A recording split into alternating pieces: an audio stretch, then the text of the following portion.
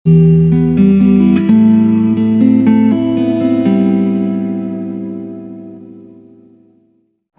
Hey guys, welcome back to my channel and welcome back to another new fresh video. आज इस video के अंदर मैं बात करने वाला हूँ, थंबनेल तो देख ही लिया होगा, पर्पस ऑफ आईजीपीयू या फिर एपीयू।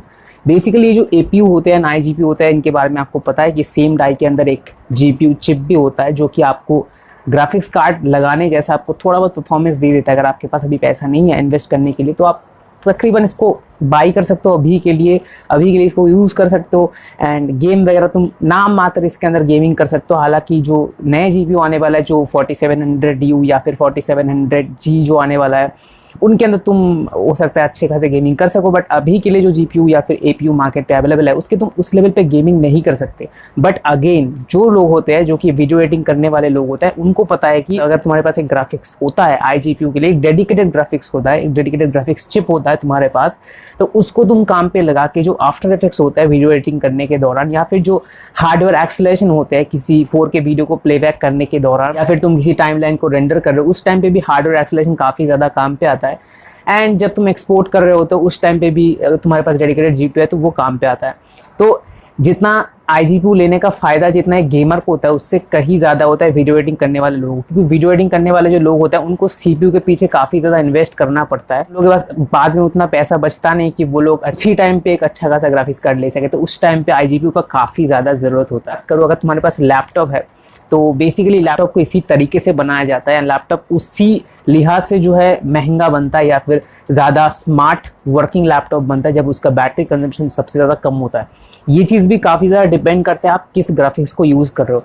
आप अगर नॉर्मल टास्क कर रहे हो तो उस टाइम पे भी अगर आपका ग्राफिक्स कार्ड चल रहा है, उसका फैन घूम रहा है अलग से, तो डेफिनेटली उसमें जो है आपका बैटरी ज़्यादा खर्चा होगा। तो उस सिचुएशन में अगर आप ग्राफिक्स को थोड़े टाइम के लिए शिफ्ट कर देते हो अपने आईजीपीयू के ऊपर, तो डेफिनेटली उस पर जो है तुम्हारा कम बैटरी कंजम्पशन होगा, जो कि पीसी में तो होता ही नहीं है। कि पीसी में भी होता है लेकिन ग्राफिक्स कार्ड को तुम पूरी तरीके से एकदम से बंद नहीं कर सकते, ठीक है, क्योंकि उस टाइम पे भी तुम अपना जो डिस्प्ले होता है वो ग्राफिक्स कार्ड से ले रहे हो, तो वो किसी ना किसी हद तक जो है काम कर रहा होता है। लेकिन या फिर अगर आपके पास एक आईजीपीयू है एंड आप मल्टीपल मॉनिटर यूज करना चाहते हो, लाइक एक ग्राफिक्स कार्ड के अंदर तो ऑलरेडी 4 डिस्प्ले, मतलब 2 डिस्प्ले पोर्ट, एक एचडीएमआई पोर्ट होता है, तो आप चारों मॉनिटर तो एक ग्राफिक्स कार्ड में से कनेक्ट कर लोगे। लेकिन अगर आपको और ज़रूरत है तो आप कहाँ से लोगे? इस सिचुएशन में अगर आपके पास एक आईजीपीयू है तो मॉनिटर आपके सीपीयू मदरबोर्ड पे जो एक्स्ट्रा एचडीएमआई पोर्ट है, जो कि बेसिकली आईजीपीयू के लिए दे रखे होते हैं, उस पे भी आप मॉनिटर कनेक्ट कर सकते हो। मतलब सोचो, तुम्हारा जो एक्चुअल, मतलब मानो कि तुम्हारे पास ग्राफिक्स कार्ड नहीं है तो उस टाइम पे तुम जिस डिस्प्ले पोर्ट को काम पे या फिर जिस डीवीआई पोर्ट को काम पे लेके एक डिस्प्ले कनेक्ट करते, उस पे ही तुम एक्स्ट्रा मॉनिटर कनेक्ट कर सकते हो, ठीक है, साथ ही साथ, ठीक है। तो समझो, मतलब तुम्हारे पास ग्राफिक्स कार्ड का 4 पोर्ट भी है एंड वो वाला बोर्ड के अंदर जो डीवीआई या फिर एचडीएमआई पोर्ट है वो भी तुम्हारे पास है। अब इस चीज़ को करने के लिए तुमको एक छोटा सा चीज़ करना होगा। बहुत सारे लोगों को ये पता ही नहीं होता है। वो लोग सोचते हैं कि भाई एक बार मैंने आईजीपीयू खरीद लिया, एपीयू खरीद लिया, उसके साथ इन फ्यूचर अगर मैं ग्राफिक्स कार्ड खरीद लूंगा तो भाई मेरा तो खत्म, सब कुछ पैसा बर्बाद। ऐसा बिल्कुल भी नहीं होता है भाई। अगर आप चाहो तो दोनों चीज़ को एक साथ काम पे ले सकते हो।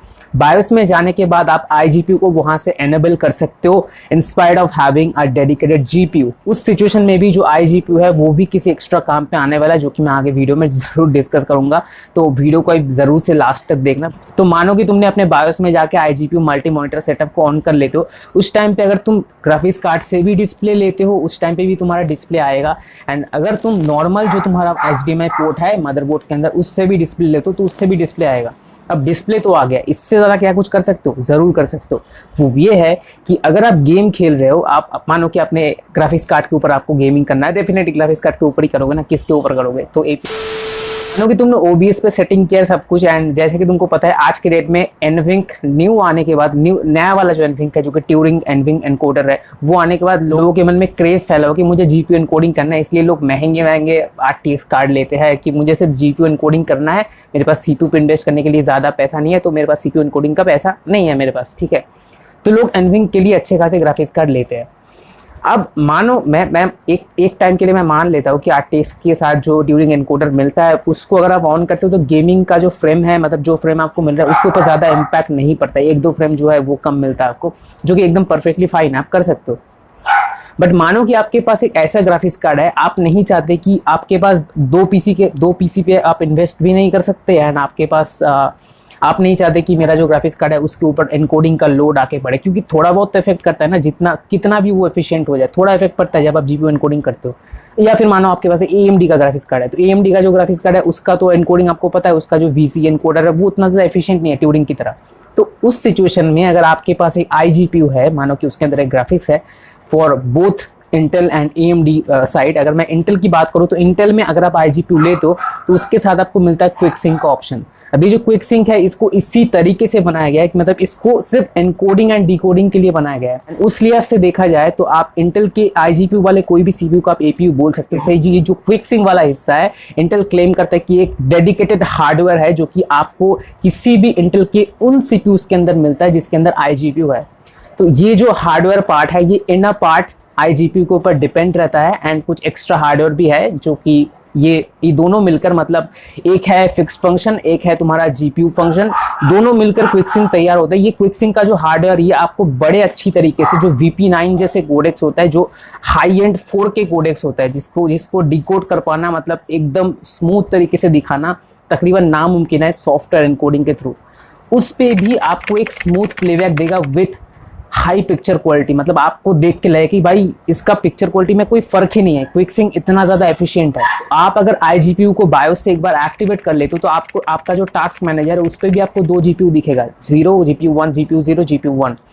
तो इन सिचुएशन में आप अगर चाहो तो OBS में जाके जो एनकोडर है, जो स्ट्रीमिंग कर रहे हो आपका स्ट्रीमिंग एनकोडर, या फिर आप रिकॉर्ड कर रहे हो आपका रिकॉर्डिंग एनकोडर, वो आप एक ऐसे चीज के साथ फिक्स्ड कर सकते हो जो कि ना तो आपके GPU के ऊपर लोड देगा ना आपके CPU के ऊपर लोड देगा, वो उस चीज के ऊपर लोड देगा जो कि खाली बैठा है, मतलब नहीं तरह।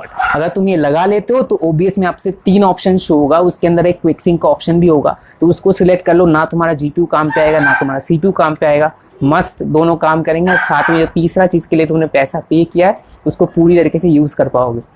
ये चीज सिर्फ और सिर्फ इंटेल के साथ अवेलेबल नहीं है, AMD के साथ भी है। AMD भी क्लेम करता है कि भाई उनका जो VC एनकोडर है वो भी एक डेडिकेटेड हार्डवेयर एनकोडर है जो कि इन अ पार्ट GPU हार्डवेयर को यूज करता है फॉर एनकोडिंग पर्पस। तो मानो कि आपने एक ऐसा 2200 या फिर 3400G खरीद के बैठे हो, जो कि खरीदना बिल्कुल भी वर्थ नहीं करता है। वैसे इंटेल के साइड खरीदना वर्थ करता है, इसके पीछे आपको भी कारण मालूम है कि उसका क्विकसिंक जो है वो काफी ज्यादा एफिशिएंट है। फिर भी अगर आप स्ट्रीमिंग कर रहे हो, आप नहीं चाहते हो कि मेरा ग्राफिक्स कार्ड के ऊपर लोड आए, मेरा CPU के ऊपर लोड है, तो डेफिनेटली तुम वहां पे जाओ। अगर तुम AMD साइड हो तुमको उस पर एक VC करके एनकोडर दिखेगा एनकोडिंग ऑप्शन पे, उसको ऑन करो एंड मस्त से स्ट्रीम करो, रिकॉर्ड करो, कुछ भी करो, तुम्हारा GPU CPU दोनों लोड फ्री रहेगा। अब भाई आ जाते हैं भाई एडिटिंग के ऊपर। अगर तुम Adobe यूज करते हो तुमको पता है कि AMD आने से पहले, अगर मैं बात करूँ Zen 1 जब आया था उस टाइम पे AMD इतना पॉपुलर नहीं था। आज जैसे Zen 2 है 2600 है, तुम्हारा 3600 है, भाई इनके पीछे लोग पागल है कि भाई कब इनके प्राइसेस ड्रॉप होंगे और मुझे अभी कभी खरीदना है। बट कुछ साल पहले की बात करें, उस टाइम की हम लोग बात करें, उस टाइम पे चलता भाई i7 के भाई 8600 8670 ऐसे कुछ CPUs चलते थे जो कि लोग वीडियो एडिटिंग के लिए अलग से खरीदते थे। उन लोगों का मानना था कि ये जो इंटेल के CPU है ये काफी अच्छा परफॉर्म करता है Adobe प्रीमियर में। तो भाई इसका क्या मतलब है, उस टाइम के लिहाज से देखिए, उस टाइम पे जाके हम लोग देखें तो उस पे भी इंटेल कम से कम 4 कोर 8 थ्रेड ऑफर करता था। एंड तुम अगर AMD के साइड देखोगे तो वो आपको 8 कोर 16 थ्रेड तक ऑफर कर सकता था, Ryzen 7 1700 तक। लेकिन फिर भी उस टाइम पे लोग इंटेल के CPU क्यों खरीदते थे, उसके पीछे एक ही वजह है क्विकसिंक। ये जो क्विकसिंक का ऑप्शन आपको मिलता है ये भाई बहुत ही एफिशिएंट तरीके से जो H264 है या फिर जो HEVC है इनको सपोर्ट करता है। इससे आपको ये फायदा होता है कि जब आप किसी वीडियो को प्ले करते हो ना, लाइक एडोबी में किसी वीडियो को आप प्ले कर रहे हो, उस टाइम पे अगर आप क्विकसिंक को ऑन करके रखते हो तो वीडियो आप प्ले करो, उसके अंदर जो कोडेक है, मानो कि वो H264 है या फिर H265 है। वैसे आज के डेट में क्विकसिंक जो है वो काफी ज्यादा अपडेट हो चुका है। क्विकसिंक 2.0 के बाद जो क्विकसिंक आया है, जो 9 जिन के साथ जो क्विकसिंक मिलता है वो इतना ज्यादा एफिशिएंट है कि वो VP9 तक जो मतलब VP9 तक जो कोडेक है उनको बड़ी आसानी से एनकोड या फिर डिकोड कर सकता है। तो ऐसे किसी वीडियो को अगर आप एडोबी में प्ले कर रहे हो, उस सिचुएशन में अगर आप क्विकसिंक को ऑन करके रखते हो तो उसका काफी स्मूथ प्लेबैक आपको मिलेगा। एंड साथ ही में आपका जो CPU है ना वो काफी ज्यादा लोड फ्री रहेगा। चीज आपको ही मालूम है कि अगर आप एक CPU से एक 4K वीडियो को प्ले करते हो, ट्रू 4K वीडियो जो कि HEVC कोडेक्स के साथ आता है, वो काफी जाइगेटिक साइज में होता है, उनको अगर आप प्ले करोगे ना तो तुम्हारा CPU काफी ज्यादा लोड पे रहेगा। फॉर एग्जांपल अगर मैं बोलूँ वीडियो थोड़ा लंबा हो रहा है, भाई छोड़ के मत जाना, बहुत कुछ बताने वाला हूँ मैं यहाँ पे। गूगल क्रोम है, उस पर अगर तुम किसी यूट्यूब में किसी 4K वीडियो को प्ले करते हो तो तुम देख सकते हो कि तुम्हारा CPU कितना ज्यादा लोड पे होता है। ठीक है, ये चीज़ होता है तुम्हारे साथ। बट अगर तुम उस गूगल क्रोम के अंदर अगर तुम GPU एक्सेलरेशन ऑन करते हो, या फिर तुम यहाँ से भी कर सकते हो, डेस्कटॉप में भी विंडोज़ में ऑप्शन होते हैं, किसी ऐप को सिलेक्ट करके उसके अंदर हार्डवेयर एक्सेलरेशन ऑन कर देते हो, तो 4K वीडियो में आपको स्मूथ प्लेबैक तो मिल जाएगा, लेकिन वो पिक्चर क्वालिटी कहीं ना कहीं आपको नहीं मिलेगा। लेकिन अगर आपके पास क्विक सिंक है एंड गूगल क्रोम आपको अलाउ करता है कि अगर आपके पास क्विक सिंक है उसको आप इस्तेमाल करो, तो आप कहीं ना कहीं हार्डवेयर एक्सेलरेशन तो यूज़ करोगे, मतलब आप सॉफ्टवेयर एनकोडिंग नहीं करोगे, लेकिन जो पिक्चर क्वालिटी आपको मिलेगा ना क्विक सिंक के थ्रू, वो भाई जहर क्वालिटी का होगा। जैसे ही गाइस रेंडरिंग का क्रेज बहुत ज़्यादा है गेम खेलने के टाइम कि भाई कितना अच्छा रेंडर कर सकता है, भाई रेंडर किस तरीके से कर रहा है, क्या वो रे ट्रेसिंग से रेंडर कर रहा है, पाथ ट्रेसिंग, रेस्टोरेशन, ये वो, उसी तरीके से उतना ही ज़्यादा क्रेज है एक एडिटिंग कम्युनिटी के पास। मतलब जो बंदे एडिटिंग, मतलब जो प्रोडक्टिव बंदे होते हैं, उनके पास सबसे ज़्यादा चैलेंजिंग पार्ट है एनकोडिंग एंड डिकोडिंग। इसके ऊपर मैंने ऑलरेडी वीडियो बनाया, तुम जाके देख सकते हो। तो ये था कुछ ओवरऑल चीज जो कि तुम कर सकते हो। हाँ, जो मैं बोल रहा था कि एडोबी के ऊपर अगर आप वो क्विक सिंक का ऑप्शन एनेबल करते हो एंड आप जो वीडियो प्ले करो उसका कोडेक अगर वो वाला क्विक सिंक का वर्जन सपोर्ट करता है, तो उसमें आपको बहुत अच्छा प्लेबैक मिलेगा ना। आपका CPU जो है वो एकदम जीरो लोड पे रहेगा तकरीबन, एंड आप देख पाओ कि आपका जो GPU जीरो है, मतलब आपका जो क्विक सिंक आपने एनेबल करके रखा है बायो से, वो उसके ऊपर जो है थोड़ा बहुत लोड आ रहा है, मतलब वो अच्छा खासा काम कर रहा है उस वीडियो को प्ले करने में। एंड जो आपका GPU एक्स्ट्रा GPU है, जो डेडिकेटेड GPU है, वो भी काम करेगा। अगर आप लोगों ने किसी एक्स्ट्रा इफेक्ट को डाला है या फिर कोई कलर करेक्शन को डाला है, तो वो भी काम करेगा। तो भाई iGPU एंड APU बेफालतू के आप पैसे देते हो, ऐसा बिल्कुल भी मत सोचो, काफी ज्यादा काम पे आता है। डिपेंड करता है आप किस तरीके से यूज करते हो, आप कितना ज्यादा अपडेटेड रहते हो जो सॉफ्टवेयर आप यूज करते हो, कि वो कितना बड़ा हेडरूम आपको देता है कि आप डिफरेंट में चीजों को इस्तेमाल कर पाओ। एनकोड एंड डिकोड के बारे में तुमको ज्यादा नहीं पता है, तो मैं आपको रिक्वेस्ट करूंगा गाइस, प्लीज उस वीडियो को देख लो, प्लीज। आई बटन में होगा, डिस्क्रिप्शन में भी होगा, एंड इस चैनल को हेल्प करो यार, क्या करो। अगर तुमको है पीसीलेट करने से प्यार, तो प्लीज यार कर लो चैनल को सब्सक्राइब। इसी के साथ खत्म होता है ये वीडियो, मिलता है आपसे अगले ऐसे किसी वीडियो में, तब तक के लिए गुड बाय, हेल्दी गेमिंग।